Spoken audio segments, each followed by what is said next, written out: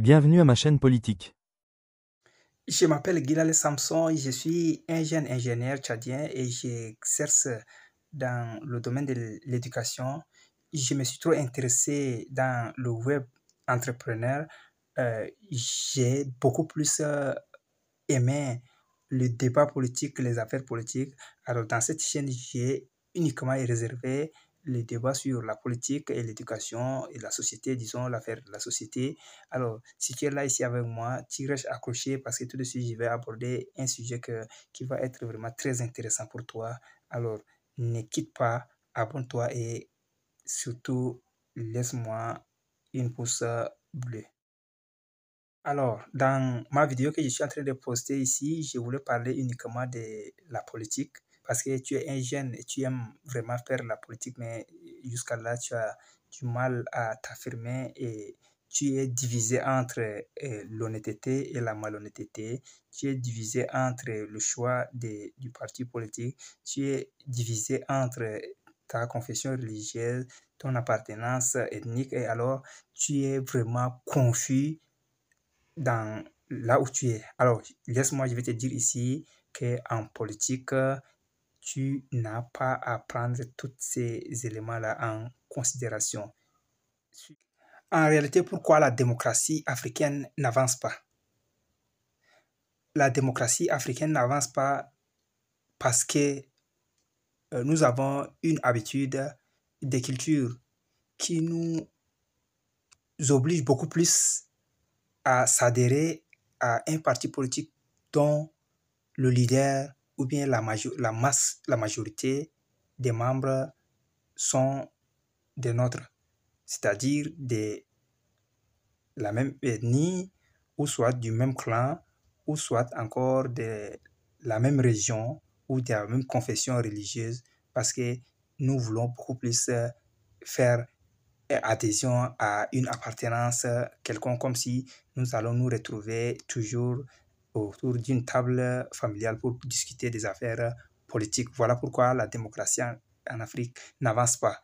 Mais je viens ici vous dire que cette idée-là ne doit pas être à l'ordre des jours. Voilà pourquoi j'avais dit que dans la politique, question de l'appartenance ne doit pas être l'objet de votre dilemme dans le choix.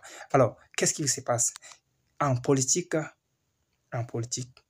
il n'y a pas le dernier et le premier. Seuls les plus intelligents, les plus rusés et ceux qui savent comment manipuler la situation en arrivent très tôt. Comment ils le font?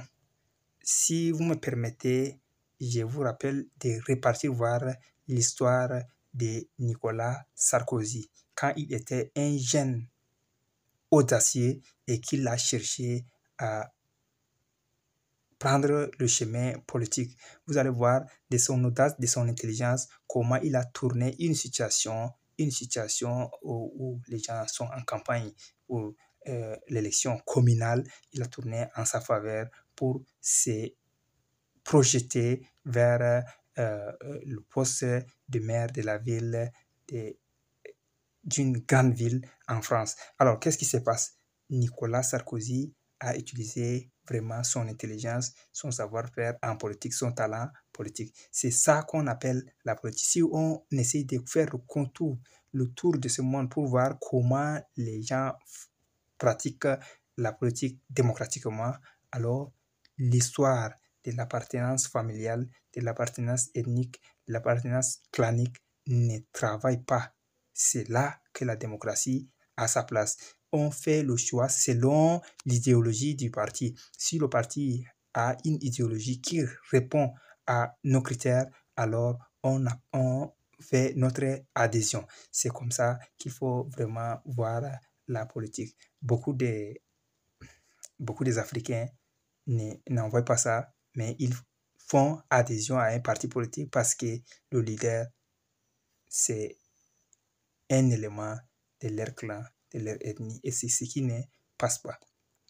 Si et toi jeune, toi que tu es jeune, que tu aimes faire carrière en politique, tu ne dois pas absolument choisir un parti qui a déjà assez de militants, pas un parti qui brille déjà bien. Tu ne dois pas choisir ça. Tu dois choisir plutôt un tout petit parti, un parti qu'il y a la place pour tout le monde, oui, il y a la place, où tu dois euh, aller te faire l'espace. C'est à ce niveau-là que tu vas démontrer réellement tes talents politiques. Pas aller dans un parti où il y avait vraiment tas de monde déjà et qui n'importe qui veut absolument avoir une place bien taillée. Dans de telles parties, tu ne vas même pas te faire briller tes talents. Ça, c'est impossible. Alors, tu dois absolument aller choisir un parti où il y avait moins de gens, ça veut dire un tout petit parti. Et à ce niveau-là, tu peux démontrer facilement ton talent en tant que leader. Et là, tu vas vraiment faire pousser. Et à ce niveau-là, tu dois absolument effacer de ta tête ton appartenance ethnique, religieuse, clanique ou familiale. Tu dois tout effacer. Et tu dois oublier l'affaire que sais-je encore, qui ne cadre pas avec la réalité. En politique, c'est l'art de parler, c'est l'art de convaincre, c'est l'art de dire quelque chose au fond de son cœur. C'est cet art-là, l'art d'orateur, que dirais-je encore, l'éloquence. Alors dirons tout ça là qui entre en jeu et qui font que les jeunes percent dans le domaine politique. Alors, si tu veux vraiment arriver à ce niveau-là, tu n'as qu'à choisir l'art de convaincre, l'art de parler. Ça veut dire qu'il faut se cultiver. Alors, tu dois, au préalable dans ton pays, prendre connaissance de toutes les lois constitutionnelles ou qui ne sont pas constitutionnelles. Tu dois prendre connaissance de toutes ces lois-là, reconnaître les interdits et les permis dans ton pays afin que tu puisses vraiment être à jour. Parce que un leader politique moins cultivé, mais ça ne sert à rien. Donc, il faut absolument se cultiver. Ça veut dire qu'il faut aimer la lecture.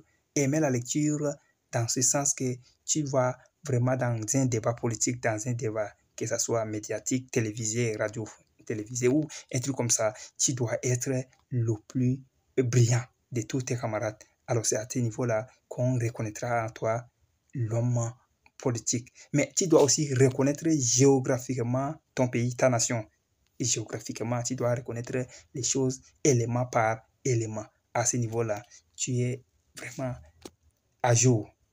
Parce que si tu reconnais déjà comment faire le choix de ton parti politique, ça veut dire que tu vas défendre ton parti politique devant un plateau, devant un écran, et je sais pas moi, devant le micro. Tu dois absolument défendre ton parti. Et ça, c'est niveau tu vas te faire l'espace. Mais autre chose, ne pense pas que lorsque tu fais ton adhésion à un parti politique, tu es encore un étranger. Non, ton parti politique, c'est comme si c'est toi que tu l'as créé. Tu es à même de défendre ton parti politique devant n'importe qui.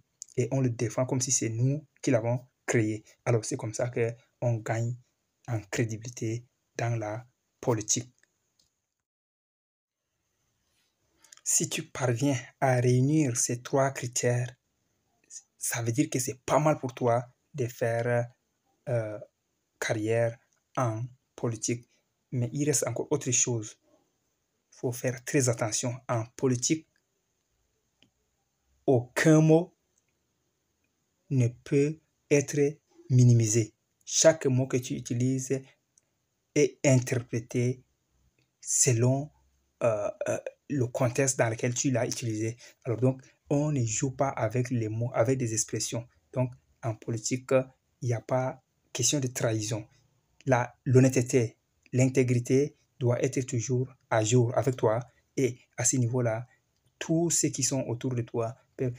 J'ai dit que tu dois être un stratège, mais ça ne veut dire pas que tu vas être vraiment un traître.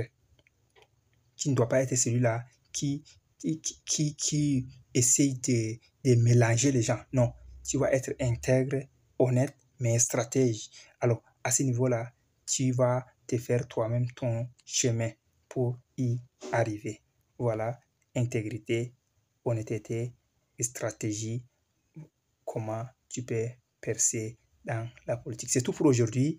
Je n'ai pas assez de choses à nous dire aujourd'hui. Je vous dis vraiment merci lorsque vous êtes arrivé jusqu'ici. Une fois de plus encore, abonnez-vous à ma chaîne qui est la chaîne politique et éducative. Je reviendrai prochainement avec une autre vidéo pour qu'on puisse en débattre. D'ici là, je vous salue là-bas.